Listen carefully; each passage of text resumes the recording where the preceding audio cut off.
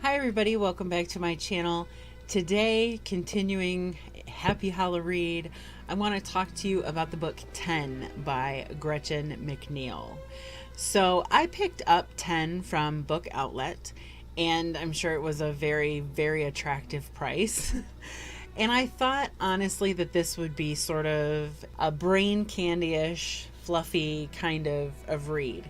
It's the story of 10 teenagers who receive an invitation to an exclusive party in a house on an exclusive island.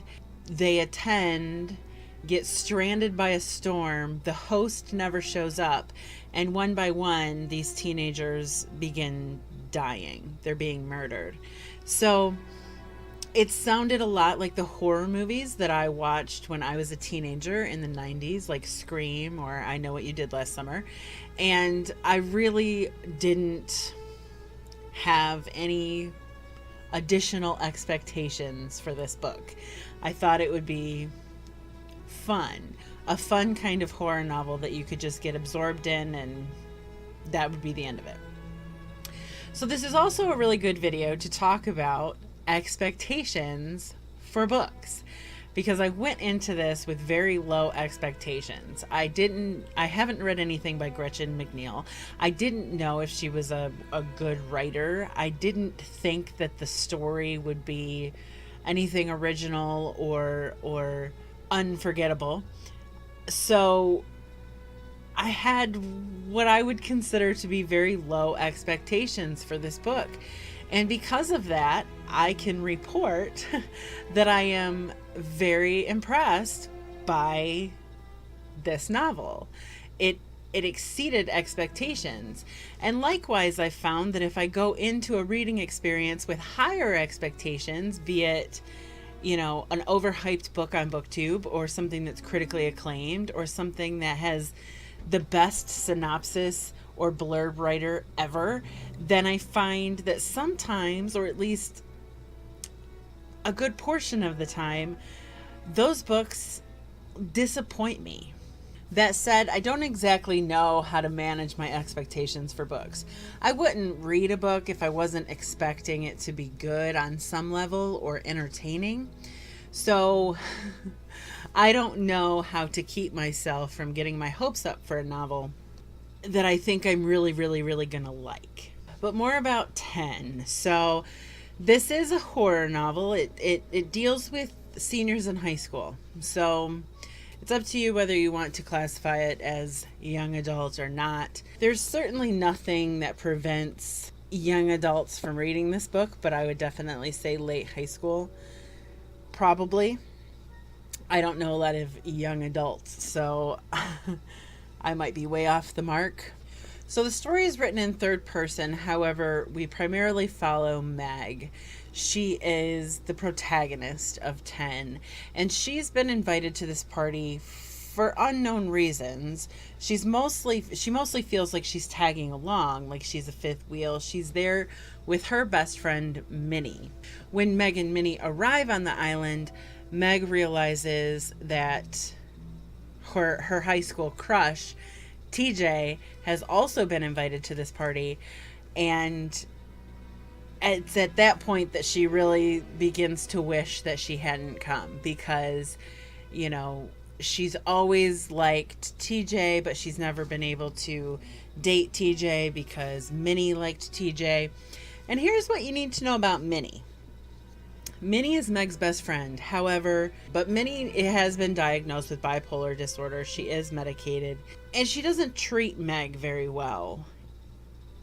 At least that's the impression that I get from their interactions in this book.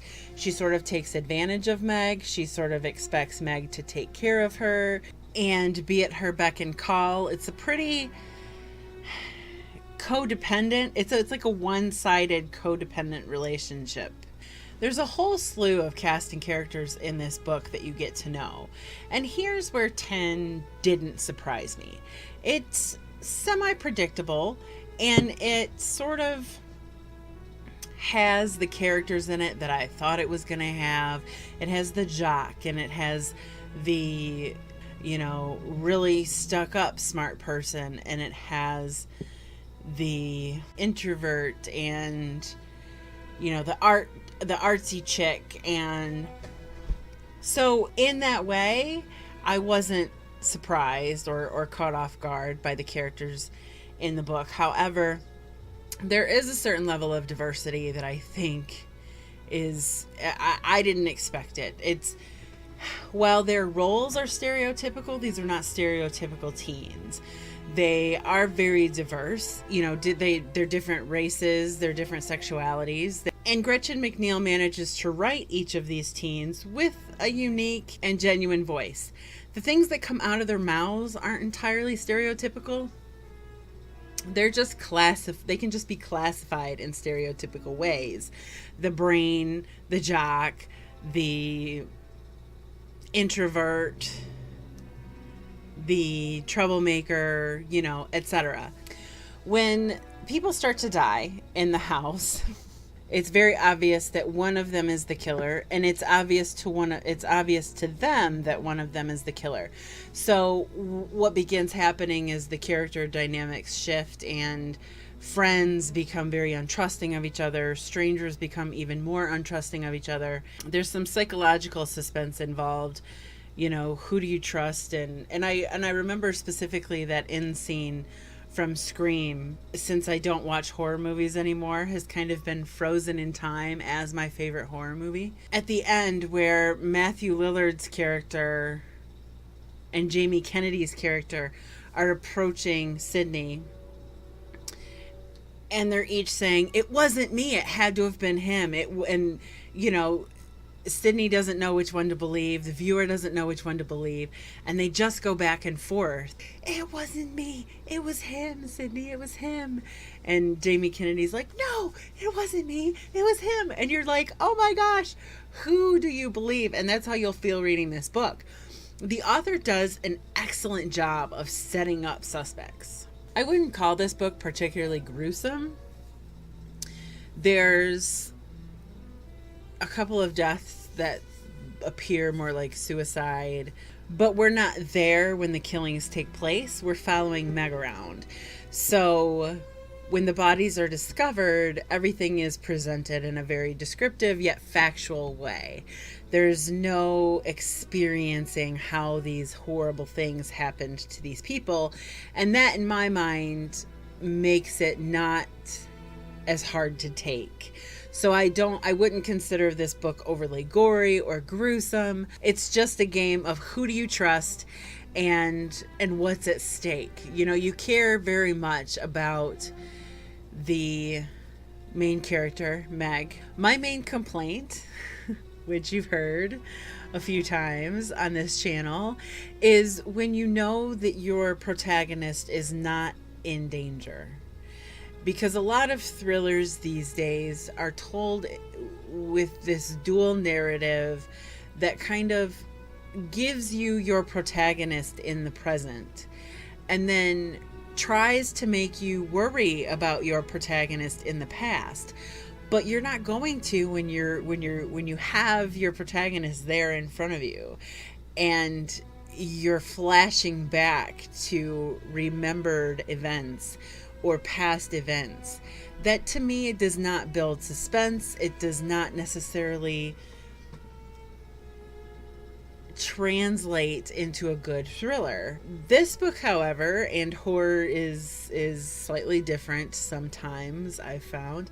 This book keeps you in the present with the characters. What you're reading about is happening to that character. And when you come to care about a protagonist as much as you care about Meg in this book, then that works really well.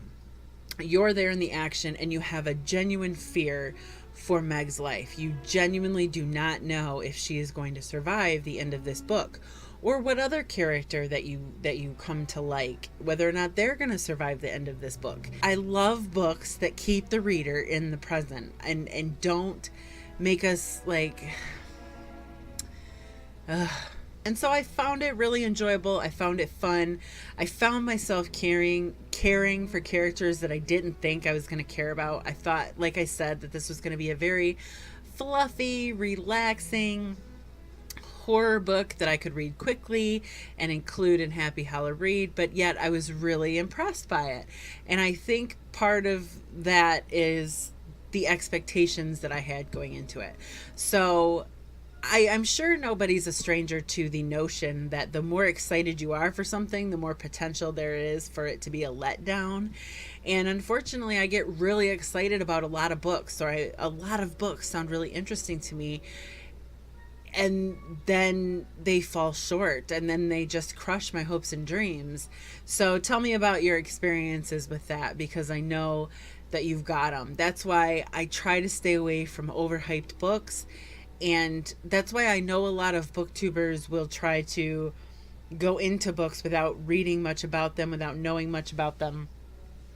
And I might have to start doing that, because I think, like, I read a blurb and my mind immediately starts imagining things that could happen in the story and how exciting it could be, and where, as a writer, would I go with that concept? Where would I go with it? And then I read where it goes.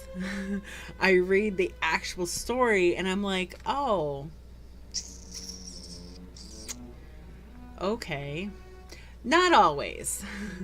This is not 100% of the time. Sometimes I'm excited about a book and I end the book and I'm just as excited as I always was.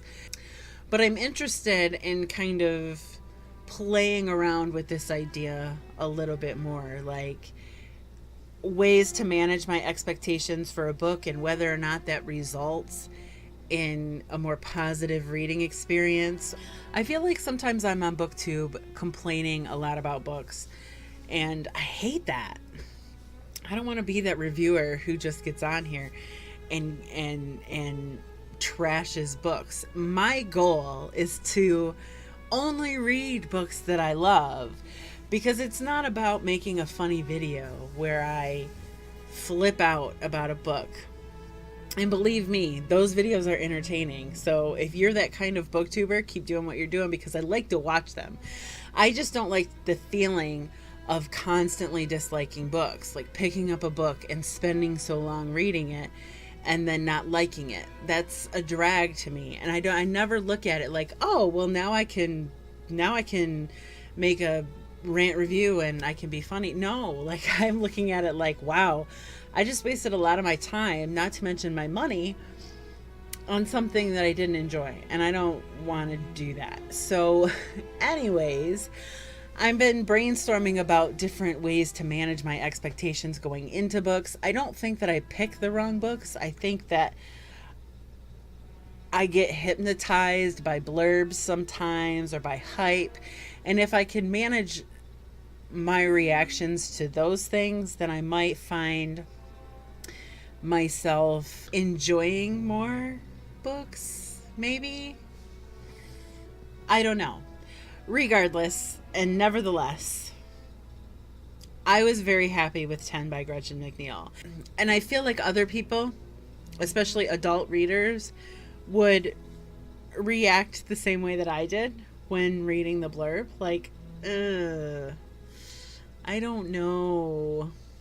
But I'm here to tell you that if you have any reservations, you just may not be disappointed in this one, because it is really good, and I had a really fun time reading it. I think it manages to give you a comfortable and recognizable story while still keeping you engaged with things and details that are new and different and exciting. But there was one scene in this book that was truly nerve-wracking for me.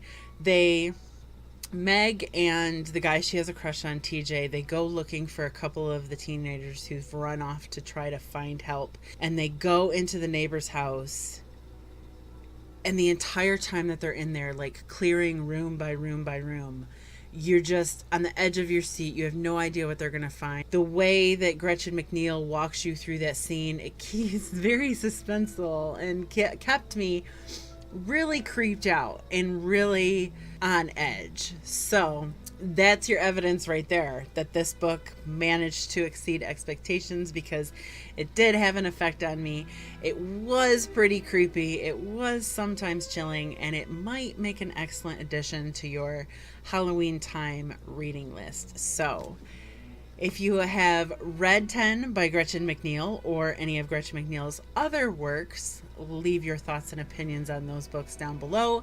If you have anything that you want to add about my ideas about book expectations and how to better manage my potential disappointment in books, then throw those ideas down there too. I am so enjoying my Happy Hallow-read series. I hope you guys are having a good time as well.